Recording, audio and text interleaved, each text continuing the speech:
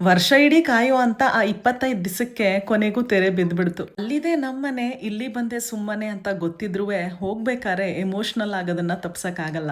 ಮೈಂಡಲ್ಲಿ 108 ಪ್ರಶ್ನೆಗಳು. ಇದೆಲ್ಲ ಬೇಕಾ? ನಾವ್ ಏನಕ್ ಹೋದ್ವಿ ಅಲ್ಗೆ? ಏನಕ್ ಅಲ್ಲಿದೀವಿ? ಇಲ್ಲಿ ಯಾಕಿಲ್ಲ ನಾವು? ಎಲ್ಲಾರ್ನು ಬಿಟ್ಟು ಅಷ್ಟ್ ದೂರ ಹೋಗ್ಬೇಕಾ ನಾವು?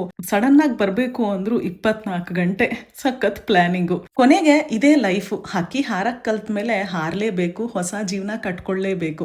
That's what life is all about ಅಂತ ನಮ್ಗೆ ನಾವೇ ಸಮಾಧಾನ ಮಾಡ್ಕೊಂತೀವಿ. ನಮ್ಗಿಂತ ಟ್ಯಾಲೆಂಟೆಡ್ ಕೇಪಬಲ್ ಇನ್ನೂ ಸಾಕಷ್ಟು ಜನ ಇದ್ದಾರೆ. ಆದ್ರೆ ನಮ್ಮ ಅದೃಷ್ಟನೋ ಏನೋ ಅನ್ನಂಗೆ ನಮ್ಗೆ ಹೊರದೇಶಕ್ಕೆ ಬರೋ ಆಪರ್ಚುನಿಟಿ, ಇಲ್ಲಿ ಎಕ್ಸ್ಪ್ಲೋರ್ ಮಾಡೋ ಆಪರ್ಚುನಿಟಿ, ನಮ್ಮ ಲೈಫ್ನ ಬೆಟರ್ ಮಾಡ್ಕೊಳ್ಳೋ ಆಪರ್ಚುನಿಟಿ ಸಿಕ್ಕಿರೋದು ನಮ್ಮ ಪುಣ್ಯ ಅಷ್ಟೇ.